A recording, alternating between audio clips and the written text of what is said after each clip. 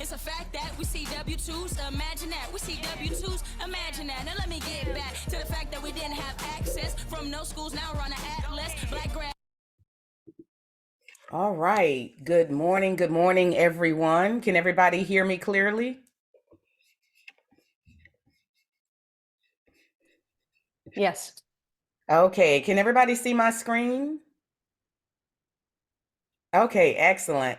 Well, I want to thank you first for joining me for my very first Scholarship Strategies virtual event. This is a live event. We are streaming on Facebook today. And I just want to thank you for your time. We're going to spend about an hour and a half today because I want to make sure that I help each one of you and those that you know who could benefit from this virtual event get the steps to help unlock those scholarships that you really need to find the funding for your education. I am Dr. Christie Murray, and I just want to welcome you, and I thank each one of you for joining me today. So we're going to jump right in and get started, and I want to say that as you go through this webinar experience with me today, please ask your questions. The intent here is for you to be able to ask those questions that you normally, A, don't have anyone to ask them to, or B, you don't feel comfortable asking in certain settings. So that's the vision for the webinar. So I'm going to go ahead and kick it off with a mini video.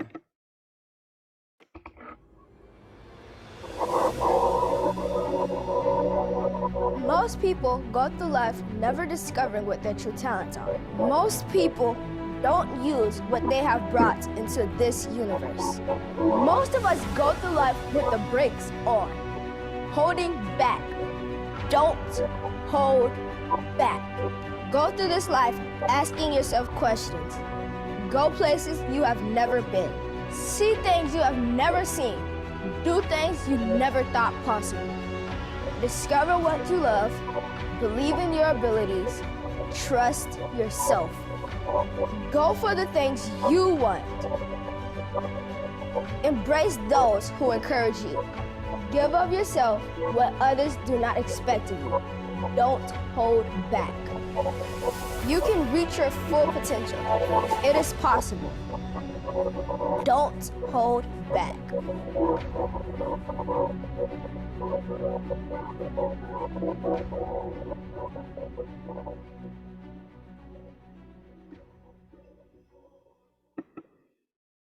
All right, so I wanted to set the tone for today's webinar because what I'm finding as I work with families all across the country, high school students, current college students, and others, is that many of them don't have the confidence or the information that they need to fully execute their scholarship aspirations, and they're holding back for different reasons.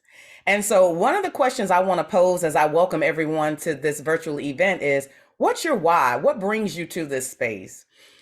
Is it that you're in school or you have children in school? But why did you join us today? Anyone want to share their why?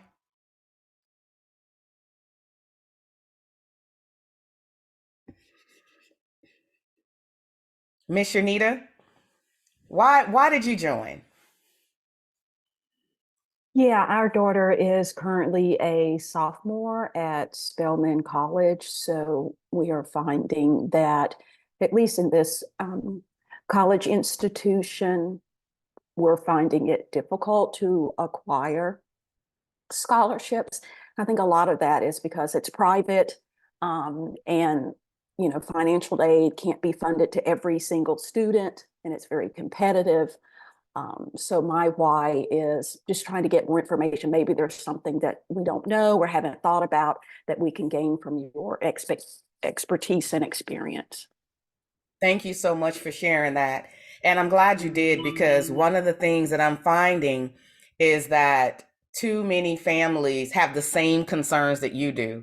And so, believe it or not, I get questions all the time around scholarships, where to look, how to find more funding. And this webinar, I just want to say, is not just for those who are in high school and about to go to college. It's for students who are in high school who who want to go to a college or a vocational or career school, those continuing college students, and even those who are pursuing graduate level education. Everybody needs financial funding if they don't have it, out of pocket to pay. And if that's your reality, then this webinar is for you. So thank you for sharing your why. I do want to share my why. 31 years ago, I was a high school senior in high school, and I'm the youngest of three girls. My sisters were in college, and I was the youngest. And my parents, I started visiting all these colleges, and I fell in love with Hampton University. And I went home and I told my parents, I want to go to Hampton. And my parents were like, well, that's great, but Hampton is a private school, and they typically cost more than public and in-state organizations or universities and colleges. And so my parents said, look, we have two kids already in college. You be the third. So if you want to go to college, we've got to roll up our sleeves and figure out how to pay for it. So even back then, I put together a system, and I watched my sisters go through the process. So I knew that I needed to have letters of recommendation ready to go, and essays and sample applications and that sort of thing. And then one day I was in high school, and my school counselor, I had talked to my school counselor. I said, hey, I want to go to Hampton. I want to major in electrical engineering. And one day she pulled me out of a class, and she said, hey, what if I told you I just found this scholarship where they were looking for students who wanted to go to Hampton University and major in engineering. Are you interested in applying? And I looked around, I was like, heck yeah, I'm interested in applying. And so she said, but there's only one caveat. You have to have your application postmarked by tomorrow. Now, if you know anything about the 1990s when I was in school, we didn't have the internet. We wouldn't have been able to have this virtual workshop this way to learn the way we're learning now. So I had to physically type everything up on a typewriter and put it in an envelope, seal it, and mail it, and keep my fingers crossed. And so she said, can you make that happen? I said, absolutely. I said, can you get my transcripts out that quick? And just a little note, I'm not going to talk a lot about transcripts today, but transcripts can be a critical path to getting your applications in on time. So think about that. Make sure you understand your process for getting your transcripts, whether you're in high school or if you're currently in college. You still have to be able to get easy access to your transcripts when you need them, as you need them. So my school counselor got my transcripts out. 2 interviews later, yes, I had to interview twice for that scholarship. I was able to get my college fully funded, a summer internship every summer I was in college, and a full-time job when I graduated from college, all from that one opportunity.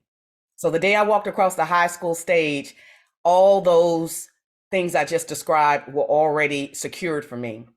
I told myself that day that because I've had the help that I had, because I didn't get there by myself, and those who helped me, and I was comfortable enough to share what I wanted to do. Imagine had I not shared with anyone that I wanted to go to Hampton and major in engineering, that opportunity would not have been afforded to me. And I always tell students, closed mouths don't get fed. So be willing to advocate and share what you want to do. And now I have that opportunity. And that's the reason why I reach back and I create opportunities to help other students do the same. That's my why. My other why is I have 2 sons currently in college. One is a Division I athlete. He plays football on scholarship at Norfolk State, and the other one goes to Old Dominion University. So I'm a parent too. I'm going through this process. But here's what else I am. I'm a scholarship winner. I already talked about that. I'm a scholarship provider. I actually host a summit every August, and I give away scholarships to students who attend my virtual summit over those 2 days. So that's something you might want to consider. I'll make sure you get more information about it after this. But I also judge scholarships.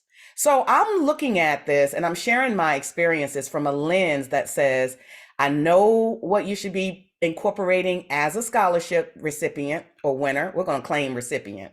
As a judge, but also as someone who is working to secure funding for students just like you. So that is the reason why I'm in this space. Now, the reason why I'm hosting this particular workshop is because every week, particularly this time of the year, it's March 2nd today, but every year I have families, they spend the fall, and I always advise my students and scholars, you always want to apply for colleges in the fall, usually between September and between November of each fall if you're a high school senior. So if you're a rising senior, you should be targeting that window. What happens when you finish applying to those colleges? You're waiting for your acceptance letters to come in. You're filling out your free application for federal student aid. And you're also trying to wait for your financial aid award letters to come in from those colleges that you got accepted into. And then what happens when your reality is that you have to pay out of pocket? You should be using this time between the time you apply to colleges and the time you graduate and beyond from high school to look for scholarships. So this webinar is for those families who have been reaching out to me lately and saying, hey, Dr. Christie, we need to find funding. The reality is college is too high. Or those students who are currently in college, like Miss Watkins, child, and say, hey, look, we still are trying to cover shortfalls. So that is why I'm sharing this. I'm having this conversation today, sharing this information, because I want to not only help you to get awarded scholarships, you and your children, but also help you to avoid, to don't commit to those same avoidable mistakes that get a lot of students disqualified when they do apply for scholarships. So if you're going to go through all that effort, you want to maximize it and you want to find the funding you need. Now, I'm going to specifically gear you today towards scholarships that are less competitive. Here's why I like less competitive scholarships, because not many people are either applying for them or the competition is low. And those are the ones that are going to help you to increase your probability of getting a scholarship. So as we jump in today, I want to talk about applying for financial aid first. I'm not going to cover it in a lot of detail in this particular workshop because this could be its own workshop by itself, particularly as in late 2023, the federal government just revamped completely their FAFSA form. And so many families are still trying to get through that process.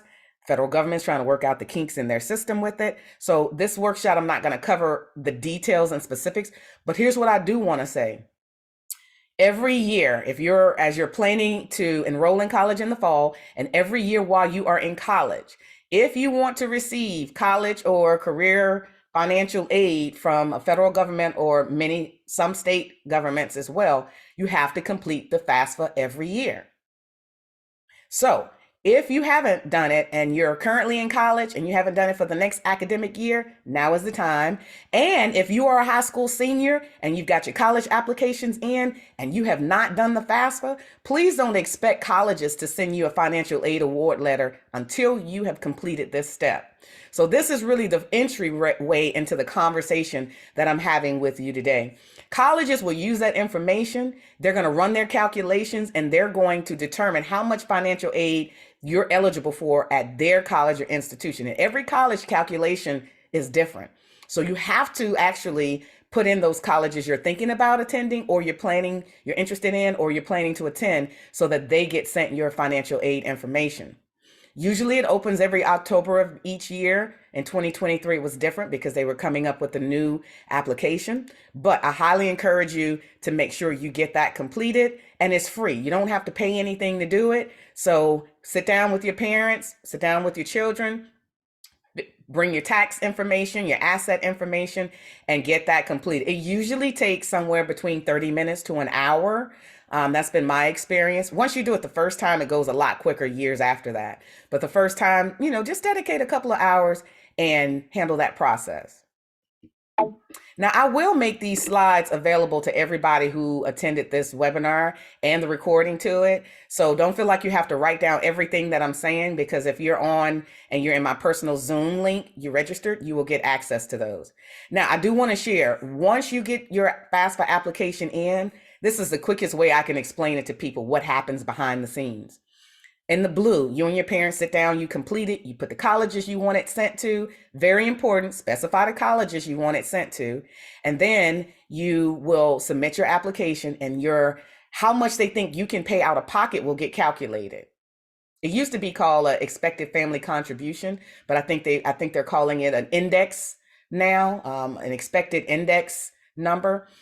So you'll get that information once your application is complete. They're also going to send that information to all the colleges you selected. Those colleges are going to run their calculation in the green box, and then they're going to determine how much financial aid they think you are eligible for at their college. Financial aid could be scholarships, student loans, grants, work study. Those are the main four type of financial aids that colleges and universities will award. And then you will send those to they will send you, so you have to check your mail, have to check your email.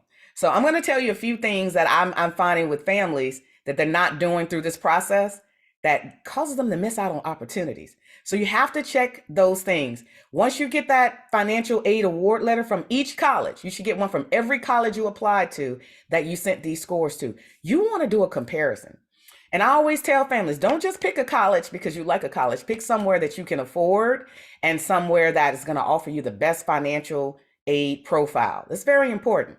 So you're going to review it, compare college against college, decide where you want to go. And you're going to look to see, did that college give me enough money to where I don't have to pay out of pocket? Or did that college say that I have to pay $5,000 a year, $10,000 a year, $60,000 a year? Whatever that amount is, that's what we call in that orange to yellowish orange box, your out-of-pocket expenses. The amount of money that they expect you to pay that's not covered by financial aid. Now, the question I have, which brings us to this webinar today, do you have enough financial aid from your award letter to cover your cost of attendance at your college or university or trade school, wherever you're going? If the answer is no, then that's why you are here. You are here because I want to encourage you to use scholarships as that opportunity to pay for your education. Great if your financial aid covers everything, but in many cases, with most of the families that come to me, they either want to go fully funded and don't want to have to pay out of pocket, or they simply can't afford to pay out of pocket. Either way, this is the reason why we're here. Here's the other reason. I'm not a huge advocate for student loans because the student loan debt in the United States is off the charts. And we really need to triage that situation. So I'm hosting this workshop and others to help students and families reduce the amount of student loan or eliminate completely the student loan debt they're taking out. There's $1.7 trillion worth of student loan debt in the US, and there's over 46 million people in this country that owe student loans. And they owe on average over $30,000 a year. So anything I can do to do my part to help minimize that is the reason why I'm here. So if you're asking, well, what is a scholarship? Some people don't know what scholarships really are. So the difference between, let me go back one. The difference between the student loan, it is just that, a loan. It is money that you get that you'll have to pay back. You either pay back the loan with interest while you're in college. The interest will start accruing while you're in college, or there's certain types that don't start accruing interest until you graduate or you finish school. But student loans have to be paid back to the entity, whether it's a private entity or a federal government entity who lent you the money. You will have to pay them back. Here's the beauty of why scholarships are my all-time favorite. There's nothing I love talking about more than scholarships because it's gift aid. It's free money.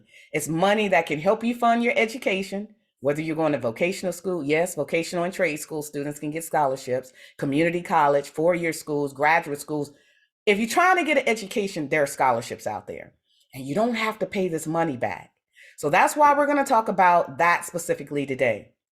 Now, one of the things I did, I'm a two-time author, and I don't even think I mentioned that earlier, but I've written several books. One is called College Planning Strategies. I wish someone had told me. And then the second one, the first one is about getting into college, getting admitted. But I was talking to families and they would say, Dr. Christie, we got into college, but now we're trying to figure out how to pay for it. So that's why I wrote the second book. And this second book is all about making sure that you understand what it takes, what you can afford, what colleges you can afford, and the steps you can take to reduce your out-of-pocket expenses and student loan debt to graduate debt-free. I'm all about a debt-free. There's nothing better than a quality education other than a debt-free quality education. So that is the premise for why I am in this space. Now, as I am transitioning, I will tell you, when I wrote those books, my sons were in high school at the time. And my son said something very important to me. They said, Mom, don't just tell us what to do. Tell us how to go about getting it done. And that stuck with me. So while you can purchase my books on Amazon, The workbook templates that I have shown here, they're only exclusive to individuals who purchase my book, or I gift them the templates that I've created. So I created templates to help students and parents get through the process in both of my books.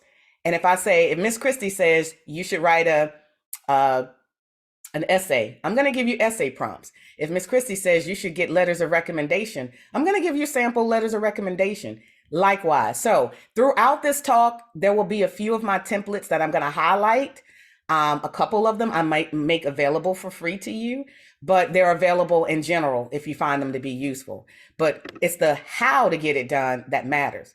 Now, if you think I've been doing this for quite a while, I started writing my books back in 2018. I think I published my first book in 2018, but I've been doing this work long before then. But if you don't think these strategies work, these are just two of thousands of examples of families who found scholarships, who've paid fully for their education. The one on the left is, and they're near and dear to my heart. I always feature those who are near and dear to my heart. On the left is my cousin. He's a younger cousin. I think of him as a nephew. But he went to my alma mater, the Hampton University. He graduated in 2019. But guess what? He went on a full Navy ROTC scholarship that I helped him go through the same steps with these strategies in my system. And he followed them. Now, I'll tell you, you can leave this webinar now or stop joining live right now if you're not willing to roll up your sleeves and put in the work. If you think it's going to come easy, it's not. If you think you can follow just one or two of Dr. Christie's strategies and hope the rest works out for you, you're not going to maximize and get what you want out of this this webinar. But he did. He ended up with over $150,000, graduated college debt-free. While he was in college, he was in the ROTC program, ended up with a job when he graduated as a commissioned naval officer. And he had a job and he didn't have to pay any money back, but he followed the system. And he's my fraternity brother. He's an Alpha Phi Alpha fraternity sorority. I'm in an Alpha Kappa Alpha sorority woman. And so we're family that way too. But on the right, my son, the one I mentioned, was at Norfolk State. This is him. He had over $130,000 in scholarships playing Division I football. He's majoring in computer science, and he had not just athletic scholarships, but he had academic scholarships too, because he had a really good GPA in high school. This too can be your reality. And that's why I want to share. These aren't just abstract people that I am introducing or fictitious people. These are people who actually have taken my strategies to heart. Now, today, what am I going to do? I'm going to share 5 quick strategies or ways to help you to win scholarships that are less competitive. And I stress less competitive. So if you're a continuing student and you're still looking for scholarships, great. One of the things I tell all my families, because I get this question all the time. Well, Miss Christie, when should I stop looking for scholarships? When you graduate from college. Yes, I said college, not high school, but college. And or when you have enough funds to cover all 4 years and you don't have to ask your parents for another penny. Every year, you should be looking for scholarships. So we'll talk about that. But 5 things I want to talk about. Tailor your application to the scholarship. Don't just do a generic scholarship. We'll talk about it. Build a scholar profile. If anyone is on my webinar who's been to any of my past webinars and you have a scholar profile, can you just put a yes in the chat? I'm curious.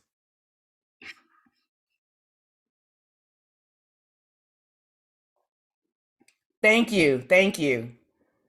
Shanita Hawkins says they have a scholar profile. I'll tell you what that is when we get to that section. If you don't, highly encourage you to create it. Also, I'm going to talk to you about how to search for unique and low competition scholarships. And I'm also going to share with you that you should be compiling a list and tracking your scholarship progress throughout your high school and your college matriculation. And lastly, don't write trash essays. I use that language. I've been on TikTok, I got to admit. And that's one of the words or the way I heard one of the teens refer to it. Writing trash essays will not get you the funding that you need.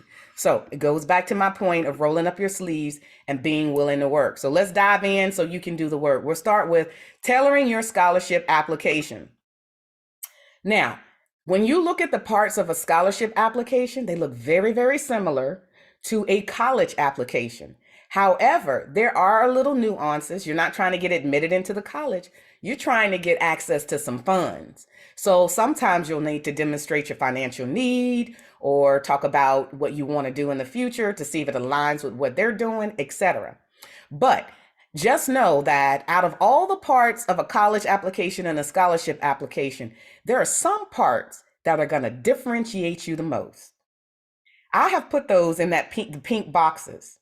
We're going to talk briefly about your SAT and ACT scores. And the only thing I'm going to say about that right now in this webinar is if you have not taken, if you're in high school and you know that many colleges have gone test optional, you don't need those scores to get admitted. Here's what many of them aren't telling you. They still use those scores for scholarship and funding purposes.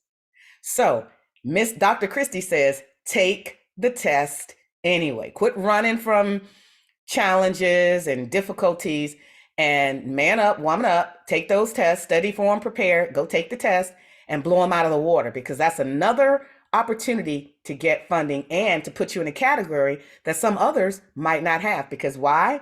They decided not to take the SAT or the ACT. Now, I can do another talk on that in the future as well. I had to put my laptop on the battery charger. But today I'm not going to focus on that, but I do want to point out you should still take it because some colleges still use that to give out merit scholarships. Now, there's more than one type of scholarship. You know how many families who have teens that are going off to college and they only look for scholarships from that college or university? That's not what I don't recommend you only solely focusing on what the college or university is going to give you. So what I'm going to share with you is primarily for those who have private scholarships. There's a vast number of them out there, and we're going to talk about them. Now, if you're going after a merit-based scholarship, then you will need your GPA. You will need a strong GPA, strong SAT score. So that's why those two are very important, and they're in boxes because those are differentiators when it comes to some entities. But the two areas that I'm going to focus on the most today are the essay and the scholar profile. I already talked about the scholar profile being important, but the essay, I will tell you this, especially post-COVID, but in our new reality, the essays you write are going to be the biggest single differentiator for your scholarships. So we're going to talk about those in more details. So as you're tailoring your scholarship applications, save all of your content. Remember I told you I was in high school and I had all these things I could pull from? It's because I saved it.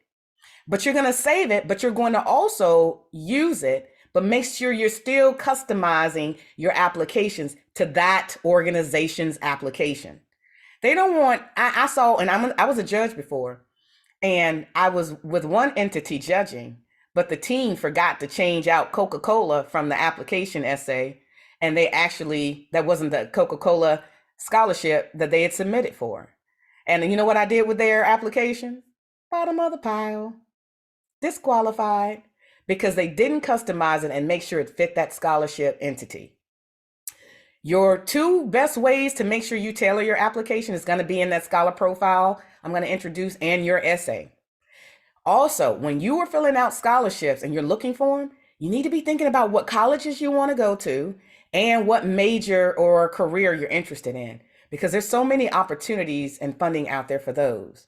And you can write to those in your essay. So if you know you're filling out a STEM scholarship application and you're interested in being like me, an electrical engineer, for example, then you're going to want to make sure that you highlight how you love fixing things or designing things. So it gives you the ability to write differently about yourself that way. Highlight your courses and activities relevant to that scholarship. So if you're interested in a STEM scholarship, you might want to highlight the fact that you took calculus or pre-calculus or physics in high school, those things that really resonate with that area of focus that you're interested in. Make sure you submit a complete application. Let me pause. Y'all would be surprised how many students get disqualified because they have left out basic things from their scholarship application. Read the instructions thoroughly. If they say, and follow the instructions, don't just read them, follow them. I usually tell families to make a checklist.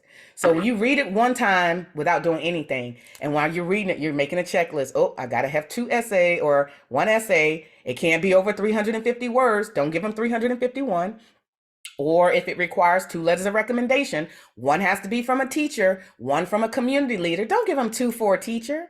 Follow their specific instructions because they look for ways. I honestly, as a judge, I would go through first and say, who can I disqualify first? Now I'm down to reading 5 essays instead of 50 because they didn't follow directions. So take my advice on that. Be professional. What do I mean by that? Only use slang if it's going to help get your point across or give a little bit of edge in your essay into, a little bit more insight into who you are. But don't use a lot of contractions. I can't, I don't. Use I cannot, I did not, those kind of things. But also pay close attention to your grammar and your spelling. You know how many scholarships that, again, I've put to the side because they did not use spell check or they could not write in a complete sentence. Get help if you need it. That's one. So tailor your application and make sure you follow their directions and you know what they're asking you for. Next, I want to talk about building a scholar profile. Now, when you build a scholar profile, let me start out by telling you what it is. And I think every student should have one of these. So I'm encouraged to see that some students do, and I highly think that you should. One, it's just simply a 1-page resume. But it's more of an educational style resume because you might not have had a lot of employment experience. So I call it a scholar profile because it's more based on your scholastic achievements and that sort of thing. But it's a brag sheet. It's a self-reflection. I've heard different schools refer to it as different things, but it's simply a one-page student resume. This is the best place for you to tell the story of who you are in a way that doesn't show up on your application or anywhere else. You can give insight into who you are and let others get to know you better through your scholar profile.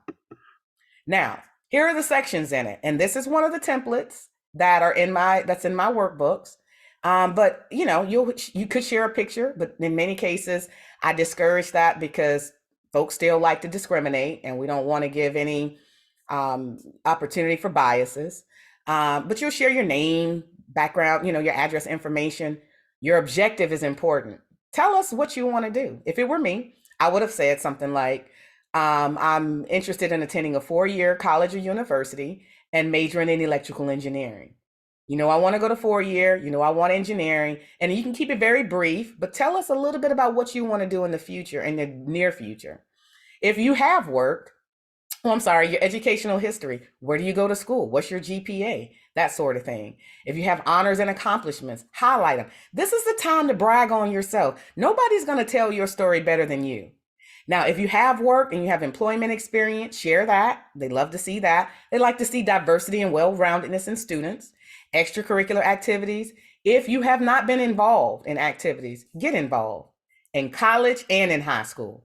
Just because you're in college, it does not mean that you have to stop community service or stop getting involved in local clubs and organizations. In fact, I encourage it because scholarship entities are looking for internship companies and employers in the future.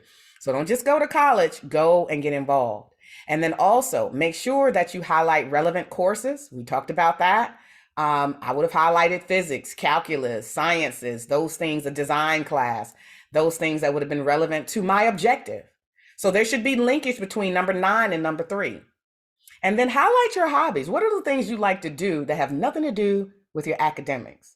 I like crafting. I like making things. I make t-shirts, hats, all these things. I like to sing, even though nobody says I can sing. But whatever those things are that make you uniquely you, make sure that you highlight that on your scholar profile. Now, here's how I tell families to use it. You can actually attach your scholar profile to a college application or a scholarship application. If that entity, when you read the instructions up front, like we talked about, and they say, and attach any additional information, add your scholar profile to the package. If they say only provide us what we asked you for, do not add it. Because why? We don't want you to get disqualified. Dr. Christie doesn't want you to get disqualified. But here are the other great ways to use it. You're writing a letter you need a letter recommendation. you can slide it over to Miss Watkins and say, hey, Miss Watkins, I'm Christy from your English 11 class from last year. Now I'm headed to college and I'm applying, and I would love for you to write a scholarship letter recommendation for me. Here's my scholar profile, and this will give you more information on me than you probably know from me sitting in your class. Miss Hawkins, would you be willing to write a letter recommendation if a student gave you more background information? Thank you. She's nodding yes, she would. And so that is the reason why I want to make sure you're using it that way. Equally important, your essay writing, very, very important. Because this is where, as you're thinking about what you want to write about, you don't have to guess. What did I do when I was in the 9th grade? And remember that time I was a candy stripe? What year was that? You're putting that information on your scholar profile. And then when you transition from high school to a summer job or to an internship to a career, you can use this to translate over into a resume, an employment resume in the future. So none of your time with me and your efforts will go wasted. Here's what it looks like when it is actually completed. Now, I provide students this template because my son said, don't just tell us what to do, show us how. This is how it should look. It should be clean, formatted well, professional looking, and everything should line up. No misspelled words. Get somebody to proofread it when you're done, but this is how it looks. This is available on my website. If you click the QR code, or I'll make this slide available to you, but you can download this from my Educational Excellence website because I want you to get this step right. Now, once you create it the first time, sit back and say, I'm a junior in high school or junior or a sophomore in college. I have some gaps.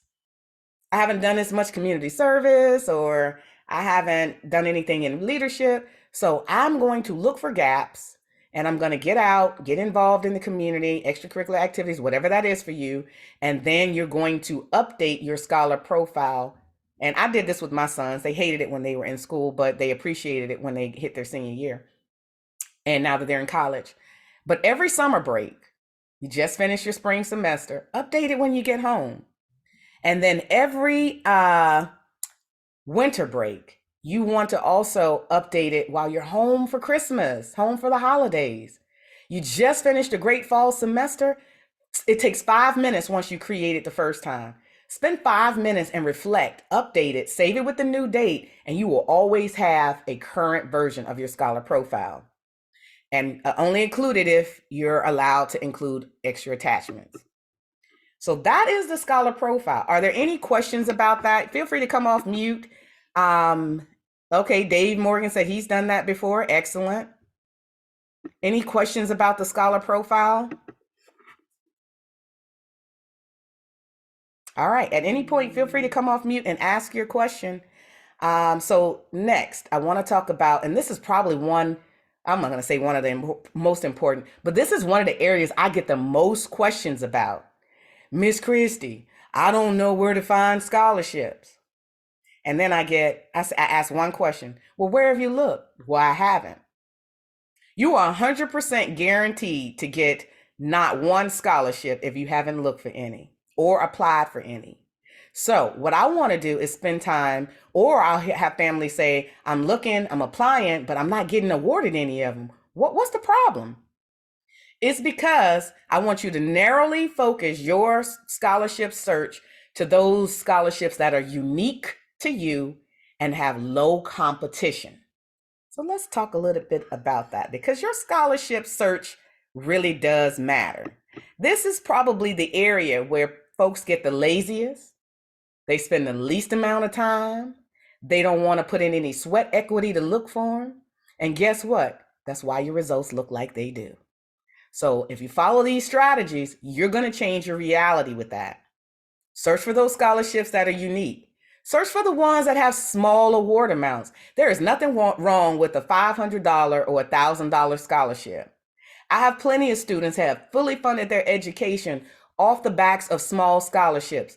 Money is money. Green is green. It adds up. So don't just go for the full ride. Go for the full ride. I'm not saying don't, but I'm saying don't close your mind off to the small scholarship award amounts. Look for the scholarships that few people know about, they don't even know it exists. look for the ones that few people apply for. Because they don't know it exists, they generally don't have a lot of applicants. And my sorority, and a lot of Greek fraternities and sororities, we often say we had very few applications. Why is that? There are nonprofits and local organizations all around you, and you're not taking advantage of those because they actually only want students in your county. So now you don't have to compete with the whole national landscape of students. You just got to compete with a couple of thousand students who are in high school in your county. Those are the ones you need to be going after. I'll give you an example. Our local Alpha Kappa Alpha chapter, we're located in Stafford and Fauquier, Virginia. Well, guess what? Those students in Stafford and Fauquier who go to high school are eligible for our scholarships. Those are the ones that if you apply and you meet the criteria and you make it through the evaluation process successfully, you're more likely to get awarded because the competition is low. Find the ones that few people are eligible for. I'm going to talk a little bit more about that. As you narrow down your scope, you're going to find that not everybody is going to be eligible for an electrical engineering scholarship because they're not even interested in being an electrical engineer. So that is part of the reason why I want to share these. Here's another gem. Look for the scholarships that have the essays. Oh, Miss Christie, I hate writing. I get that all the time. I hate writing. I don't like writing essays. It takes too much time. But guess what? You keep on not applying for those that have the essays, and those who are willing to roll up their sleeves and apply are going to be more likely to get awarded them because you decided not to. Few people want to get letters of recommendation. You should be starting now. Okay, so you should be carrying yourself as a brand. Everything you do, people are watching you, they're observing you. And if you're showing up in some sketchy ways, and then you have to circle back around to Miss Hawkins, your English 10 teacher, and ask her for a letter of recommendation, she's going to say, no, Christie, I cannot help you. You did not show up your best self. And therefore, my letter of recommendation is not going to be glowing like you might think it is. You might want to find someone who sees you in a more favorable light. I've had that happen too. And I've also done that to a few students. But I did it to challenge them to really pay attention to how you show up with other people. And make sure that you have great people who can write letters of recommendation for you, that you trust, and who can get them turned back around to you when you need them. And then lastly, look for scholarships that really bring out the essence of you. No one else is you. Use that to your advantage. Focus on what makes you different and focus on what makes you unique. That's probably one of the biggest gems in today's scholarship webinar. What makes you unique and different is going to set you apart in different ways. Now, I have an interactive scenario, so please chime in if you are watching, whether you're on Facebook Live or you are watching on in the Zoom room with me. But we're going to read this scenario, and then I want y'all to tell me, come off of mute, feel free to come off of mute, don't be shy, and tell me what scholarships you think Gloria should be applying for. I'm going to read the scenario out loud. Gloria is a Japanese American high school senior with a 3.92 GPA who lives in Virginia. Gloria wants to attend college and major in chemistry. She can also play the piano well. She is very smart, but has concerns that her ADHD might hinder her from learning at the same pace as others in college. Gloria is also concerned that she cannot afford college because her father died during COVID-19 and her mother's income is low. She reached out to me because no one in her family went to college and they did not know or they didn't understand the college funding process and really how to help her. Now, there's a lot of reality in this scenario, which is the reason why I'm sharing it. So one day, as you're thinking about what all Gloria can apply for, I'll give you a quick story. One day I'm in my office at home working and my phone, my Google phone number rings. And if anyone has ever bought any of my books, I put my Google phone number in because I actually want students to reach out to me if they need help. And I answer, I was like, oh, that's my Google number. Oh, I'm really excited to answer that line because I know it's a student. I answer, and a young lady says, "Oh my God," like I'm a celebrity or something. She says, "Oh my God, I can't believe you answered." And I was like, "Yeah, that's why, and I said, "How are you?" She talked. She shared a scenario very similar to this with me. And she started out by saying, "I am struggling to find funding for school. And I'm struggling, I'm trying to find scholarships, and I'm having a hard time getting through the process." And I said, "Well, tell me a little bit about yourself." Now, remember what I said? Nobody knows you better than you, what's different and what's unique. And as she talked to me that day, she rattled off all these kinds of things. And I just listened. And I took down few key words as I listened. And then she said, "So what do you think, Dr. Christie?" She said, "I'm a lost cause, aren't I?" And I said, "A lost cause?" I said, "No, on the contrary." I said, "You are a scholarship dream come true." And she said, "How's that?" Now I'm going to go to the next slide. Does anybody first want to come off of mute or share anything that they think, any type of scholarship she might be able to apply for? She could apply for a disability scholarship. Yes. Thank you. A disability scholarship. Excellent. Anyone else? Yeah, need-based because of the financial background, family. Need-based because of the financial background. Excellent. Anyone else? First generation. Thank you. First generation. She said clearly, no one in her family went to college. So let me advance it. What if I told you, and I know there are more than 13, but I found 13 just by on the phone with her that day.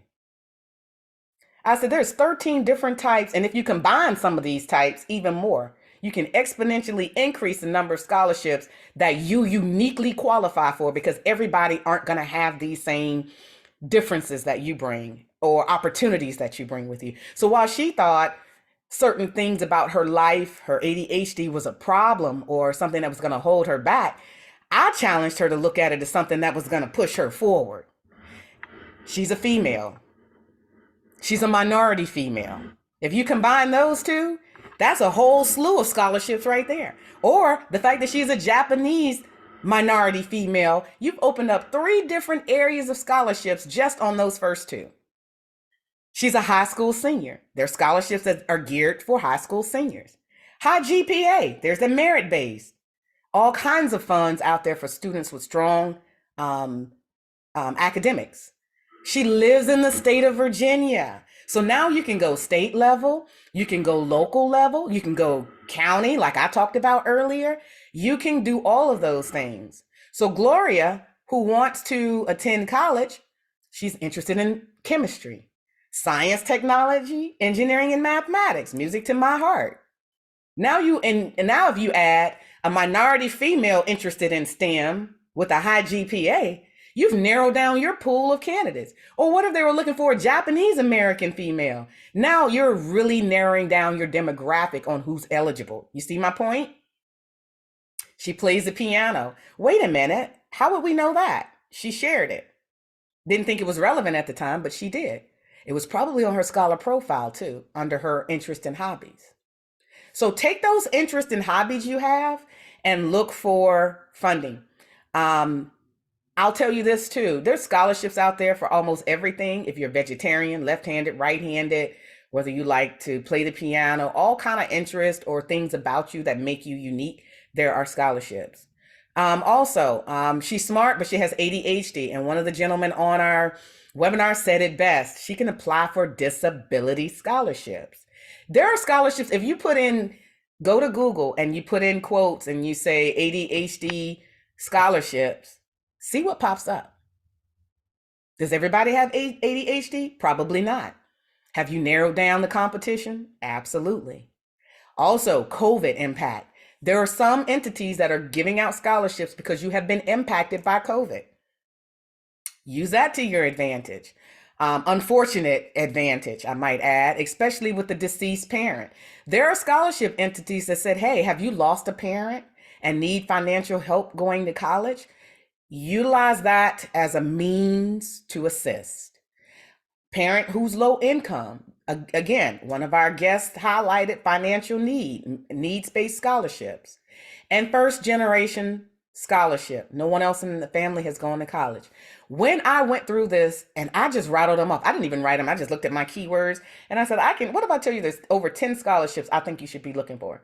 She said, oh my God, where did you get all that from? And I said, you told me.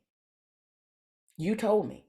So I want you to spend some time with yourself, on yourself, for yourself, and think about the many different things that make you unique, those things that make you different, because there are so many different type of scholarships that can help you. This is the reason why when families reach out and say, Dr. Christie, can you help me find scholarships? Can you apply for scholarships? I will not.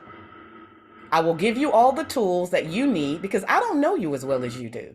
If Miss Christie helps you, I'm gonna do you a disservice because I don't know all the beautiful, wonderful things that make you you. But you do, your parents do, your family does. So whether it's need-based, merit, interest-based, military, athletic, major career-wise, or any other type of scholarship, you should be using those to your advantage. Find those things that make you unique. Okay? So as we do that, when I get this question, where can I find scholarships? Google it. And also use Google do your research. My whole point about searching for scholarships is it's going to require you to do some research.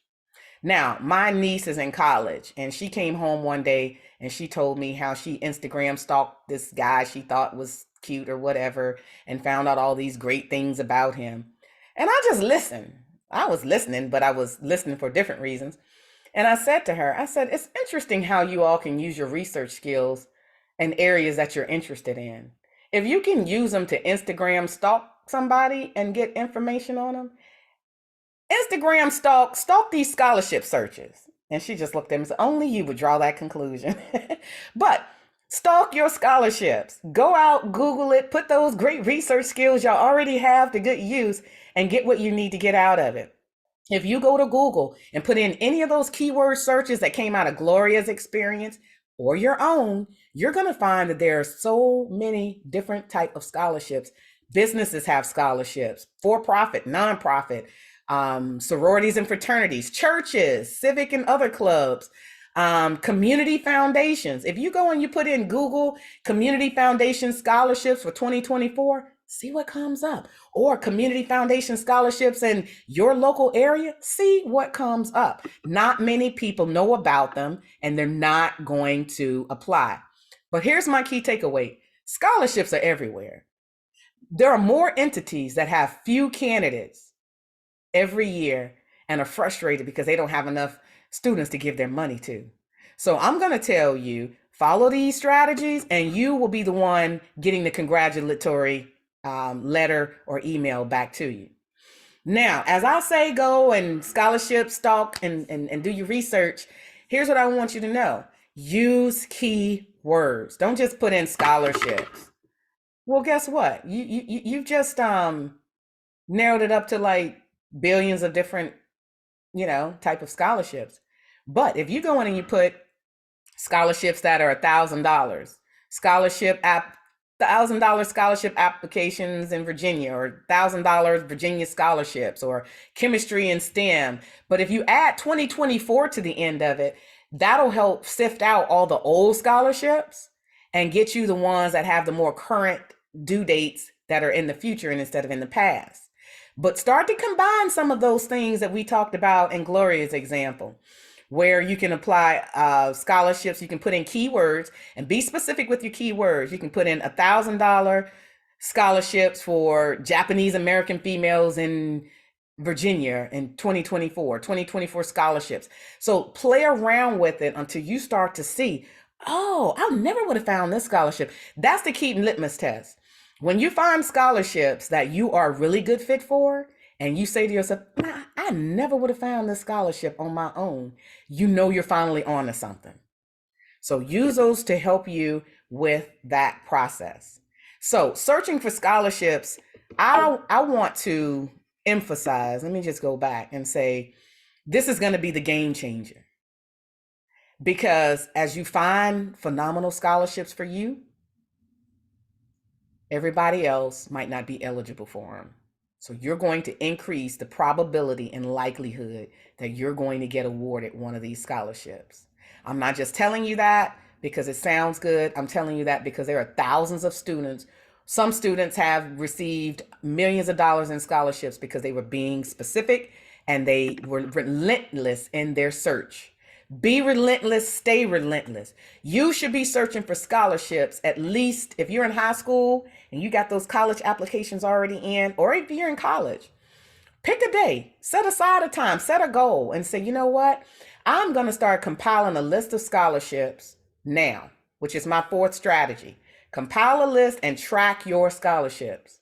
You need to have a plan about what you're doing, y'all. Don't just aimlessly apply for one scholarship sporadically over here and one over there without pulling together all these pieces. Have a plan, have a list. Now, in my workbook of templates, of course, what did Dr. Christie do?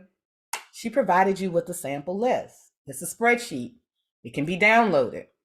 But it has simple things like, what's the scholarship name? The link to the application, add it here. So when you go back to this list later, you're not going to have to figure out, where was that scholarship at I saw? What's the eligibility requirement? Why would you know that? Because you read the application thoroughly, like we talked about.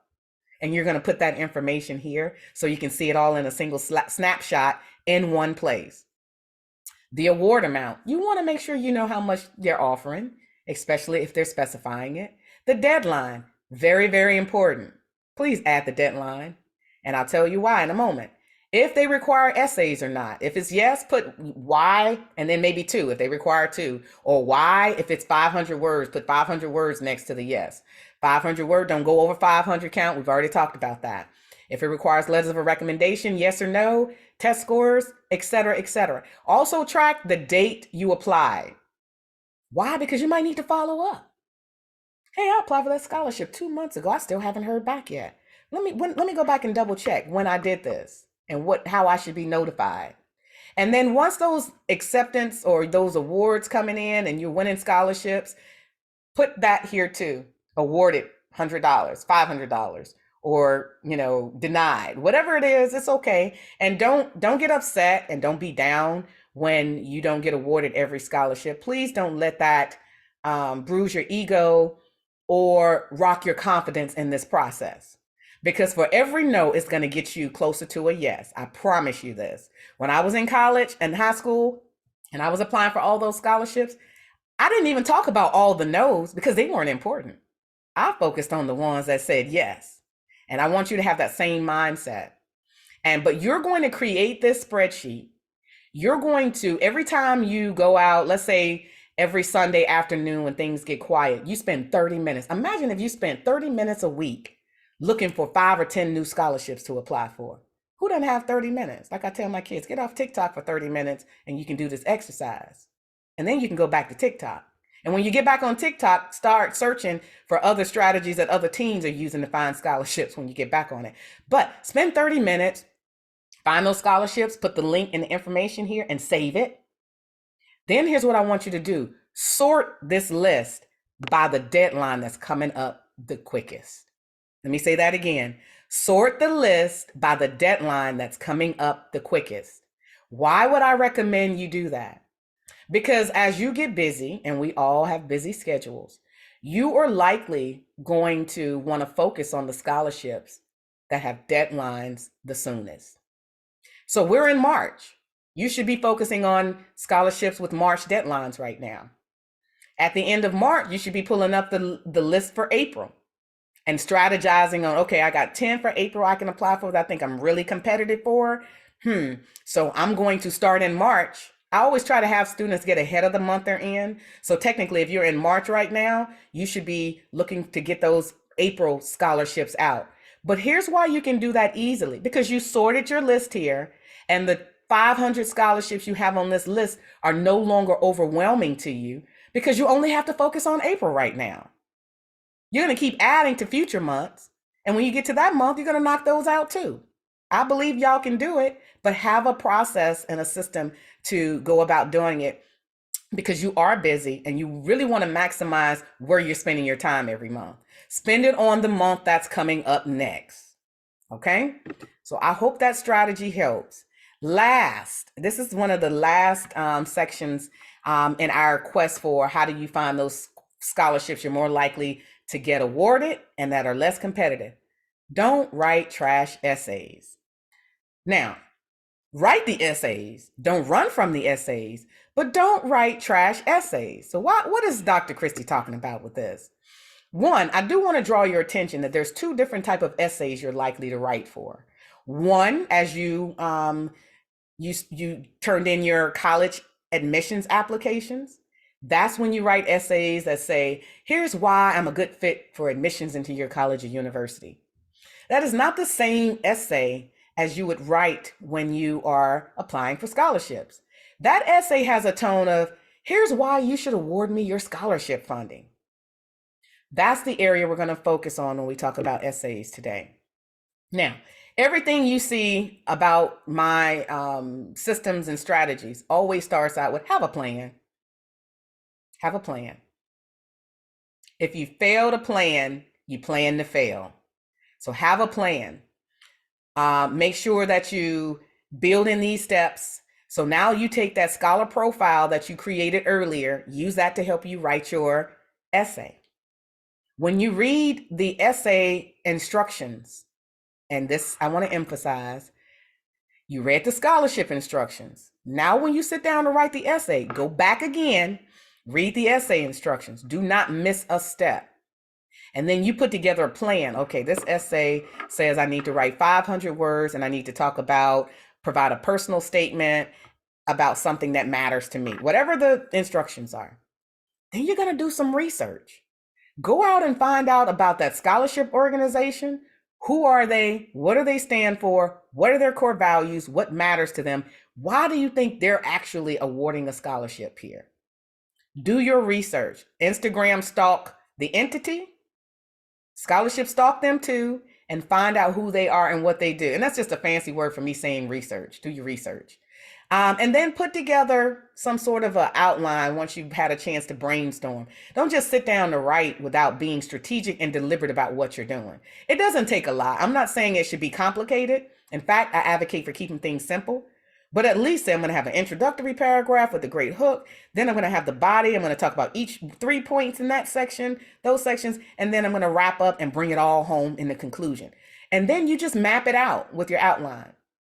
Then you start to compose your essay and proofread your essay. So we're going to talk a little bit more. Now I have a few do's and don'ts. So as I say, don't write a trash essay. Let me start with the don'ts. Don't wait till the last minute, y'all, to start writing essays.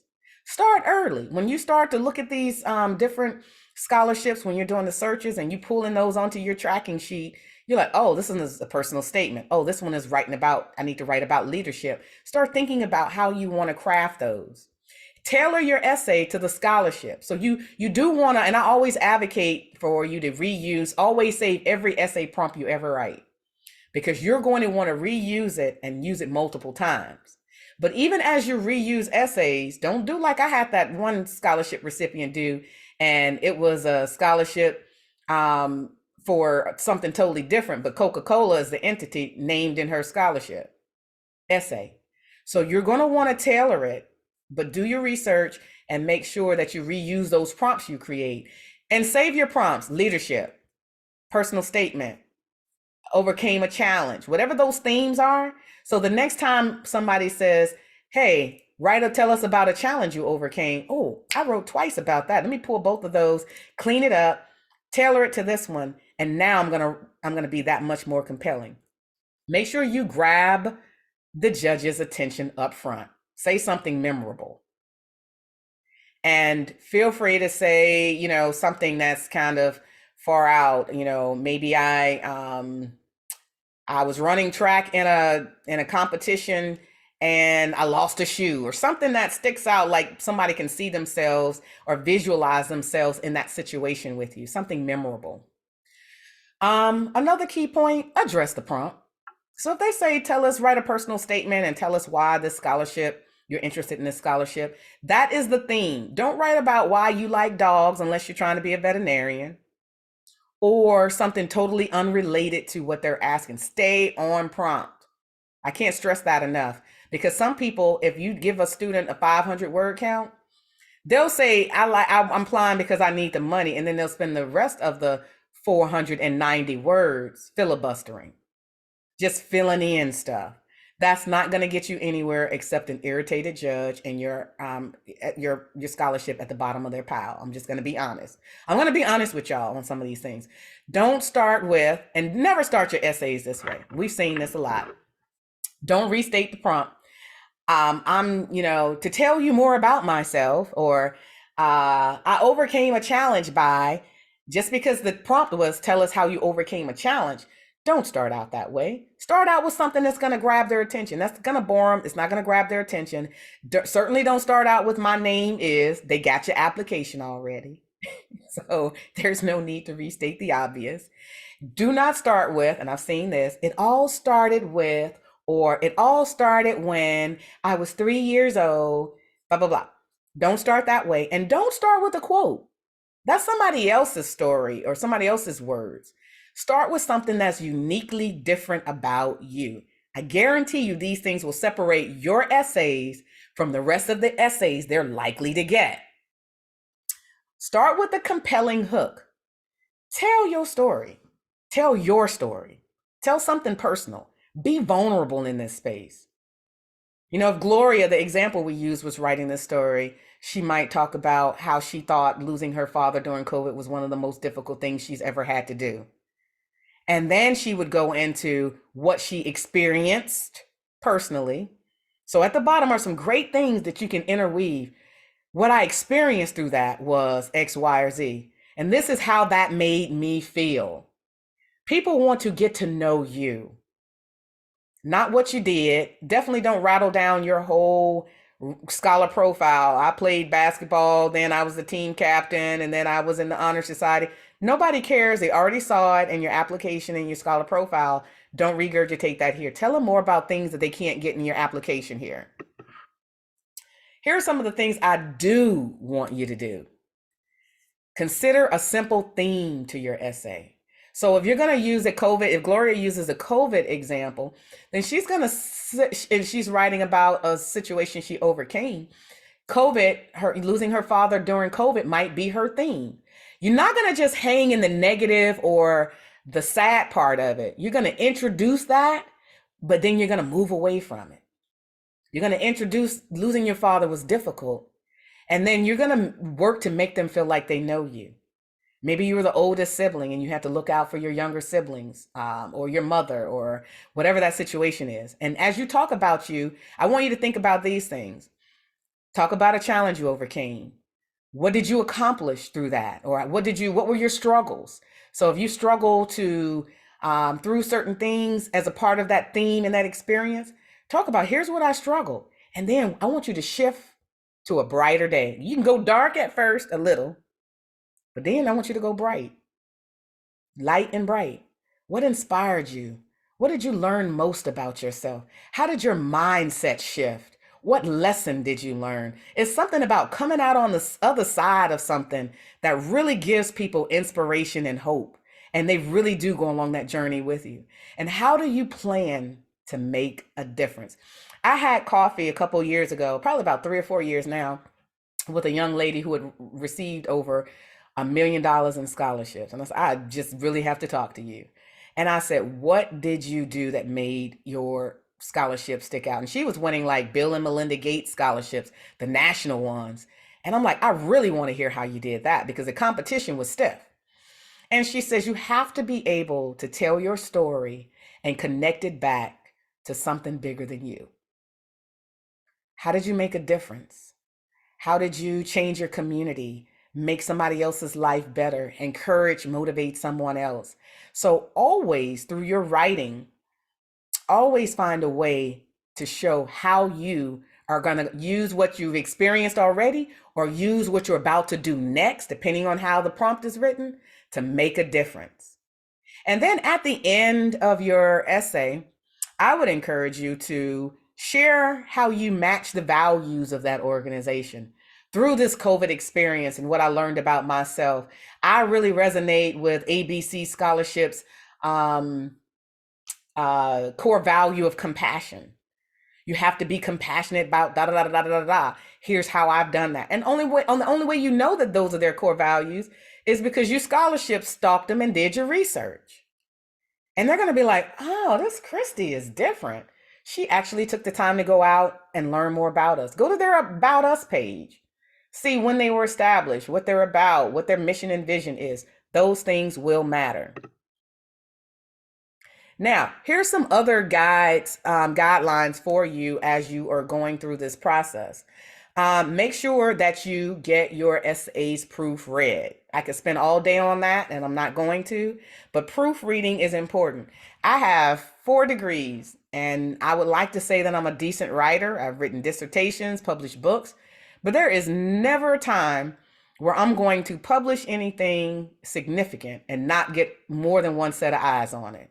So never get arrogant enough. I got an A in English. I don't need anybody to look at mine. Okay, and when you find your scholarship at the bottom of a pile, let us know how that works out. But never get so arrogant to think that you couldn't value from having someone look at your writing and provide a different lens and perspective, because we all make mistakes because we're too close to the work. So back away from the work and let somebody else look at it. Make sure you address their specific topics. And I listed here some of the common topics that you're more likely to ask to get written on. Sometimes they want to know what you want to do in the future. What career or major did you choose? A challenge. We talked about overcoming a challenge. Tell us how you handled something that changed, or how did you deal with change in your life? Tell us about your character or community service you've been involved in. Tell us about how you're going to make a contribution. Sounds familiar? How you're going to make a difference. Tell us something creative. Be creative in your, in your approach. Financial need. Tell us why you need the funding. Leadership. Tell us about a time when you've had to show up as a leader and how you handled that and what you learned from that or others, how that experience was.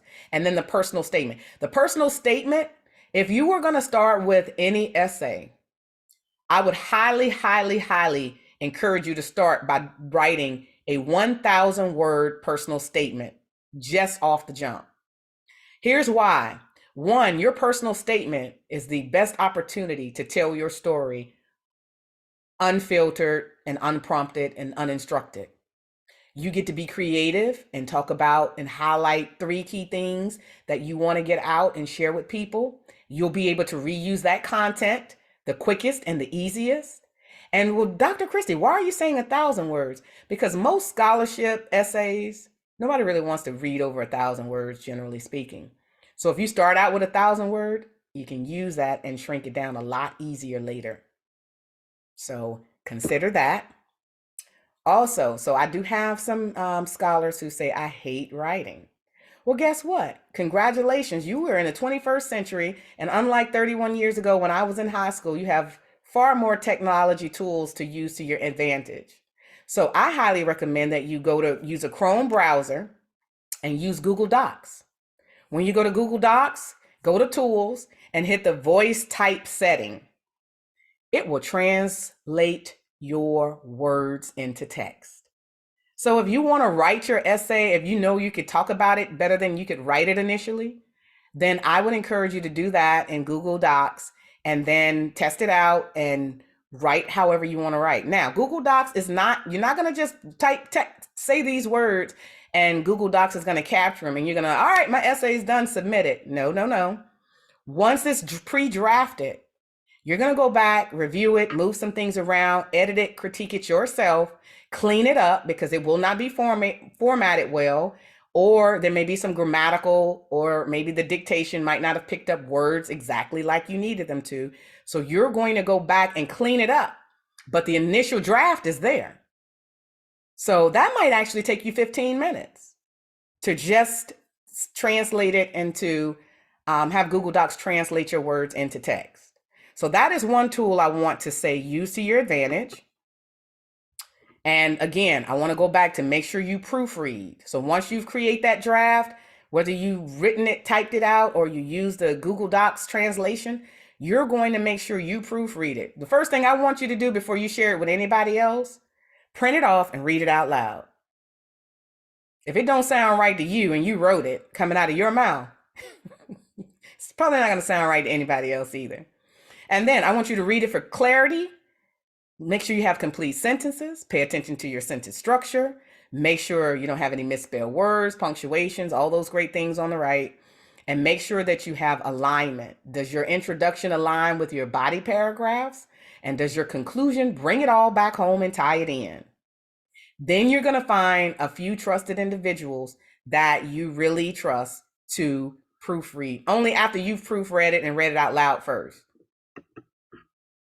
Now, also, when I was working on my master's degrees and doctorate degrees, I was so thankful that technology had advanced and we now had great editing softwares. Grammarly was one that I used quite prevalently in graduate school. All you would do is create a profile or account, import your paper in, and then it will actually proofread it for you. You still want a human proofreader, but you also can use the software to proofread it before you pass it on to someone else. And it will catch things. Like if you can see in the picture on the right, it'll scratch out in red. You'll see the edits in red, and then it'll give you recommendations in green on what you could put in its place. So that'll get you probably about 75% of the way there. And that's just another tool. There's EasyBib and there's Grammar Lookup. These are just other essay checkers and other tools to help you to make sure you're not plagiarizing and to make sure that you're, you're producing a quality essay. This essay, if you do it right, I know a few times, once you create a few prompts that really work for you, it will become a lot less cumbersome, but you're going to have some really clean and really concise and really useful essays for you. Now, I am at the end of my talk. And I'm sorry, I was trying to look at what time it was. So no, this is right on time and on par with where we need to be. But here's what I want to tell you. So as I wrap up, I'm going to end where I began. Be willing to put in the work. There is nobody who's going to benefit the most other than you, your children, your parents, than you. If you're not willing to look for scholarships and you're not willing to write a compelling essay, who will? Now, as I tell my scholars that I work with, you're going to sacrifice. You're going to sacrifice either your time looking and searching for those scholarships that you're more likely to get awarded and applying for them by writing the essays, or you're going to sacrifice your money later. You get to decide where you spend your efforts. You want to use your financial efforts on the back end, paying for it or scrambling to figure out how to pay for it, or using these strategies while you are in high school, currently in college, thinking about going back to college, or, a trade school or any other educational pursuit. But you can really make a difference by having a plan. So I stress starting early and putting together a plan that works for you. Don't put together a plan that worked for Dr. Christie. Put together a plan that works for you. You know your work schedule, your school schedule, your family schedule. So figure out what time during the week you can set two times during the week. One time is to search for those different and unique scholarships we talked about and add them to your tracking list. And then the other time is actually to apply. You might set a goal. I'm going to apply for 3 scholarships every week, 5 scholarships every week, depending on your time you have available. But that is absolutely up to you. I encourage families to look for scholarships the entire time you are in college. Get help if you need to, there's some great AI tools out there that'll help you with your search. I want to say one is called you.com. That I just recently heard about. But if you go to that AI and you put in 2024 scholarships for African-American females interested in electrical engineering, let the AI tool draw those scholarships to you too. But have a system and use it. Get organized, stay organized. Set up an email address for your college pursuits or your scholarship pursuits. Share it with your parents so both of you can log in. I did this with my sons because I figured out y'all generation, the younger generation, don't like to check emails every day. Well, guess what? Scholarship entities might be reaching out for more information, to want to interview you, or to let you know that you've been awarded a scholarship, but maybe you need to reply back in some period of time. But if you do not check your emails, you don't have one, or you don't have one where you're checking it daily, get in the habit of checking it daily now. You're going to miss out on the opportunity and somebody else is going to get awarded your money. Have a file system. You need both a physical paper file system where you printed off things and you put it in a folder and it's organized that you can quickly get your hands on. And you need an electronic file system on your computer. I have folders with my son's name, and it has scholarships. And inside the scholarship folder, it has a subfolder for essays, one for applications, one for the scholar profile. So create some system now before you start getting into these mass application mode when you're pushing out those applications, so that it'll make your life easier. And make sure you save your passwords in one place, somewhere you can get to them easily and your parents can get to them easily. Because sometimes they may have to go in, help you look at what you're put together, and you want to make, or even sign for some things. So you want to make sure when you're not home or you're off at college playing lacrosse somewhere and they see something and they can help you with, you want to make sure that you can give them the access and y'all have that joint access. Use these strategies, y'all. When I tell you there are students who are getting great scholarships, getting their education fully funded. And did you know, by the way, you can get a refund. Let's say you have an excess after all of your tuition, room, and board is covered at a college or university. Did you know that you could get a refund check potentially? Depends on the school, depends on how the funds are earmarked. So don't go into financial aid or the student account say, Dr. Christie said I should be getting a refund. That's not what I'm advocating for. But sometimes if you have certain types of funding, that goes back to the student. Only your college or university can give you specifics on that. But imagine a reality where you don't owe anybody, you don't have any student loans, and you're getting a refund. That is an ideal situation. Even if you don't owe anybody and you don't have to pay out of pocket, I'd be settled for that. But anything in addition to that could work to your benefit.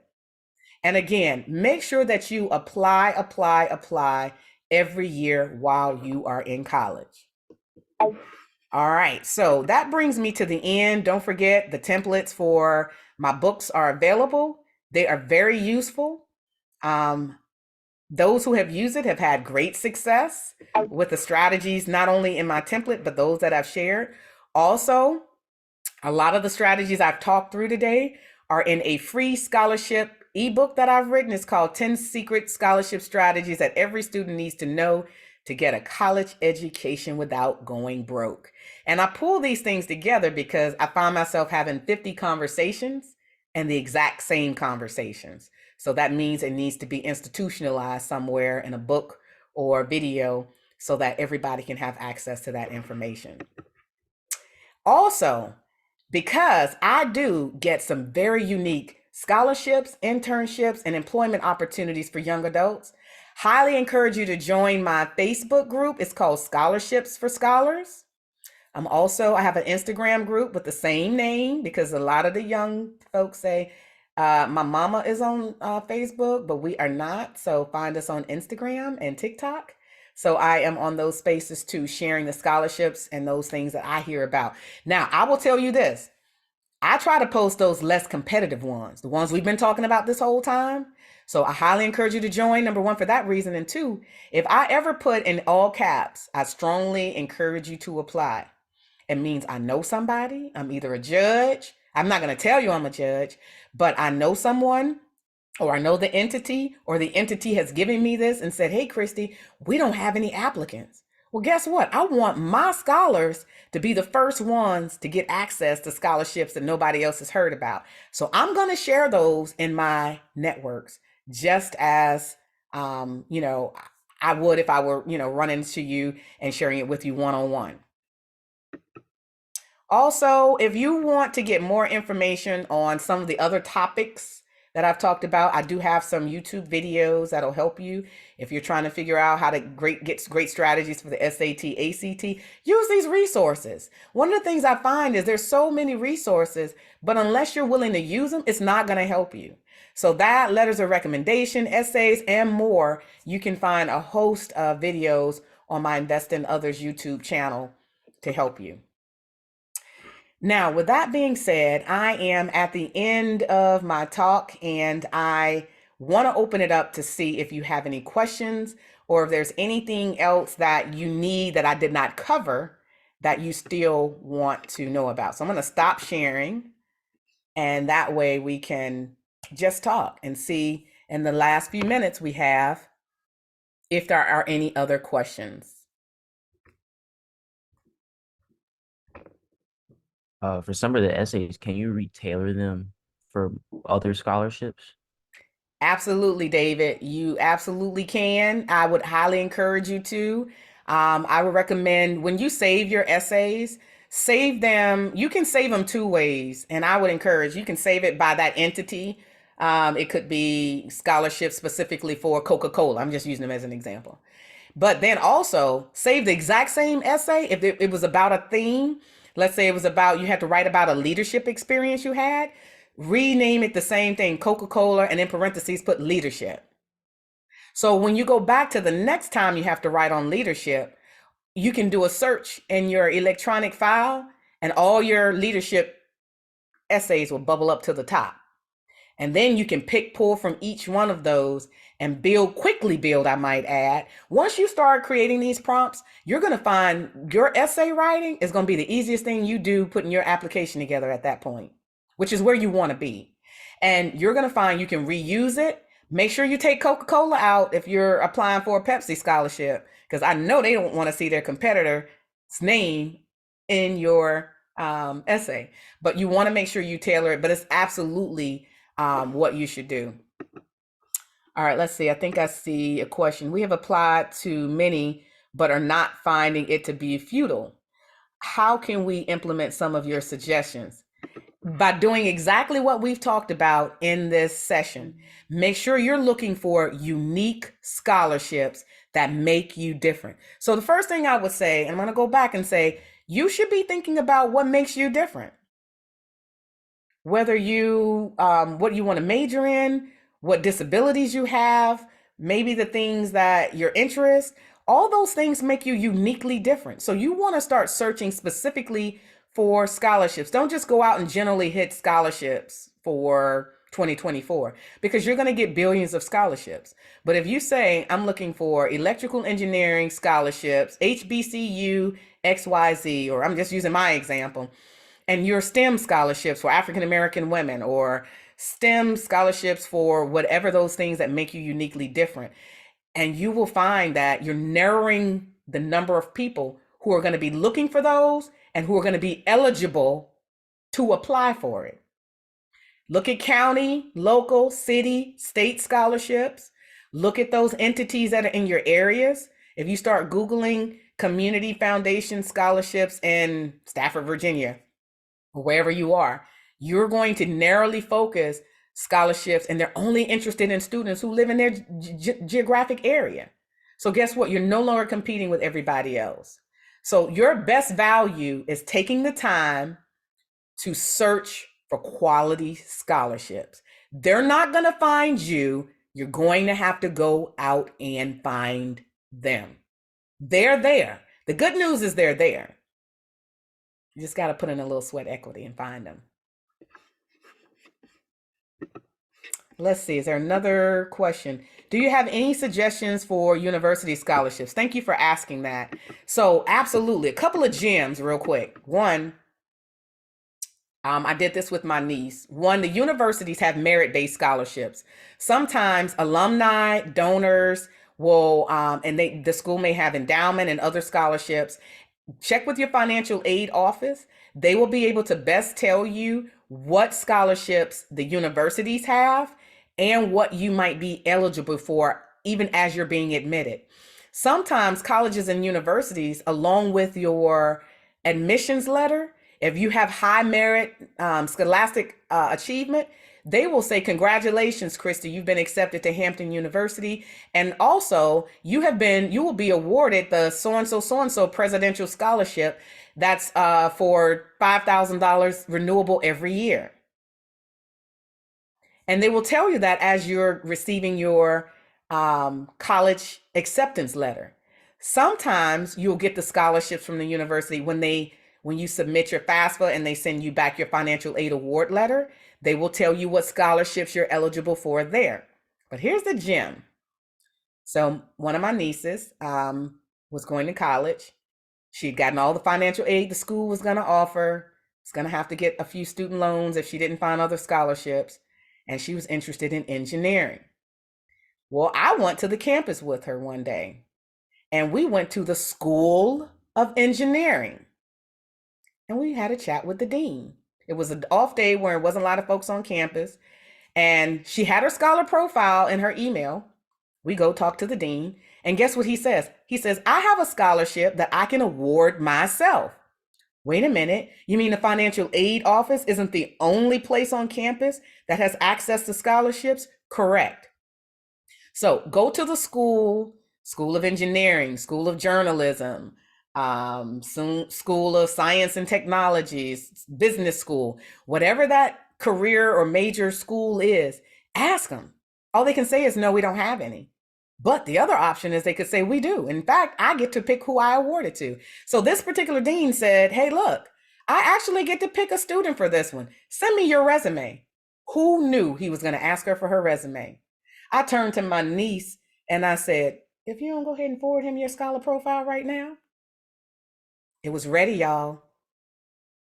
You have to stay ready so you don't have to get ready. She forwarded to him. Do you know that dean awarded her that scholarship? Because she went in person, she talked, shared her story, her need, and she had the courage to ask. So, yes, universities have scholarships. The financial aid office has some. The schools, universities have them. Sometimes they even have corporations that'll drop flyers off. And like in engineering school, for example, when I was in school, they would drop off flyers and say, hey, pass this on to any of your students who are interested in scholarships.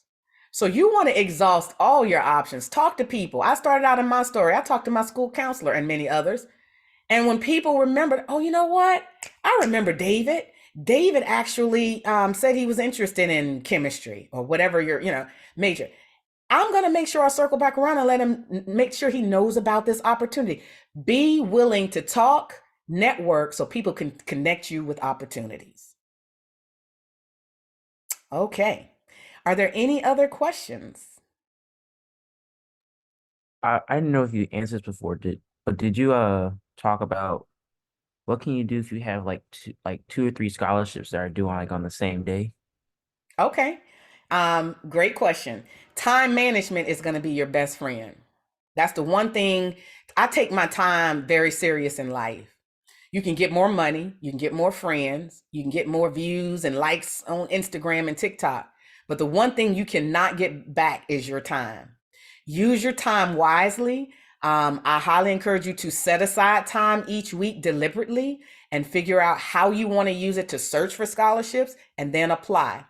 If you have a scholarship, more than one scholarship, and you have that spreadsheet that I showed with the tracking, and when you search and they're all at the top, May 15th, May 15th, and May 15th, but you're looking at it in February or April 15th, and you're looking at it in early March, then you get to decide, I'm going to do this one first. Then tomorrow I'm going to finish this one. And then the next day I'm going to finish that one.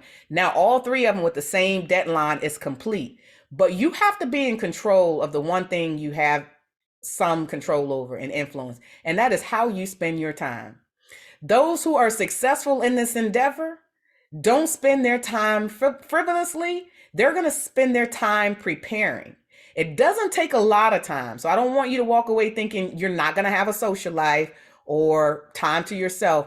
You do. You can do all of those things and more, but you're also going to have more success because you use your time wisely. So David, I would say, and I will say this to all other young adults, don't waste your time. Set aside time so you don't have to look for time and scramble.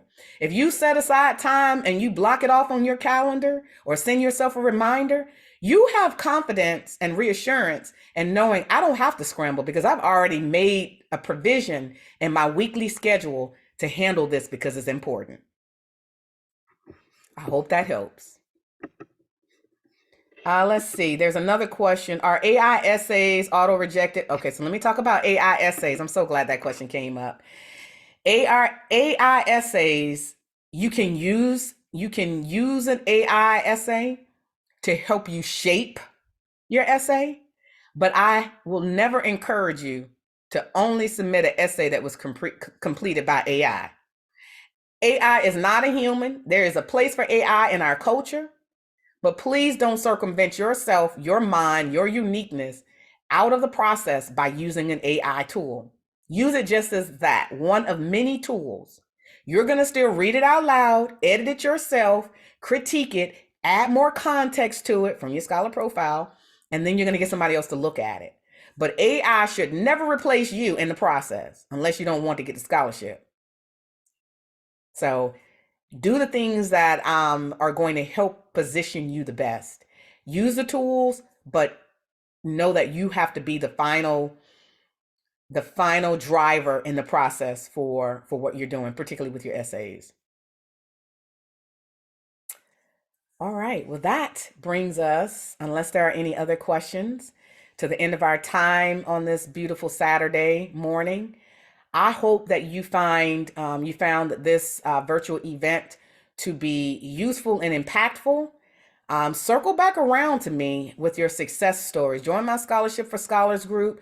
And when your scholarship awards start coming in, post them in those groups, because you're going to be what encourages other teens to get through these processes and know it is achievable for them too. I will be pushing out more webinars in the future. Also, I will put my email address in the chat. Feel free to reach out to me personally. I will do that right now. But if you have any questions and you've joined the Zoom and you registered, I'm going to give you exclusive access to me. And also for my young, my high schoolers and those who are in scholarship pursuit on the Zoom and you're on, guess what? If you send me your essay, I will review and edit one essay for you if you email it to me. In the subject line, you'll need to put this webinar date, March 2nd, scholarship webinar, and then put essay review. And I'm happy to take a look at your essay. That's my gift to you. But I won't do it if you don't submit one. So use these resources, including me as a resource, to help you to get where you need to be. So enjoy the rest of your Saturday. Best of luck to you. And I can't wait till you get those less competitive scholarships that you're seeking. Enjoy the rest of your day. I have one more question. I'm sorry. Is the email attached in the chat? Yes, I'm actually putting it in now. Hold on one second.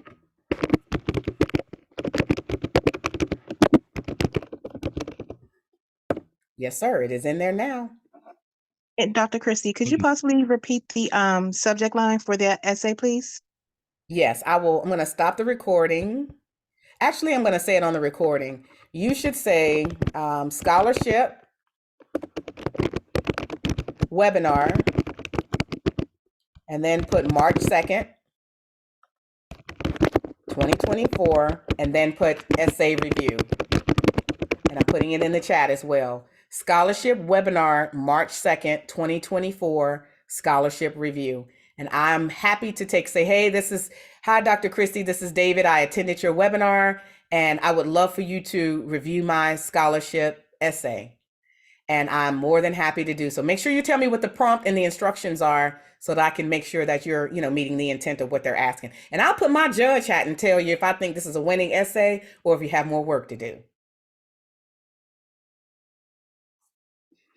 All right. Thank you all very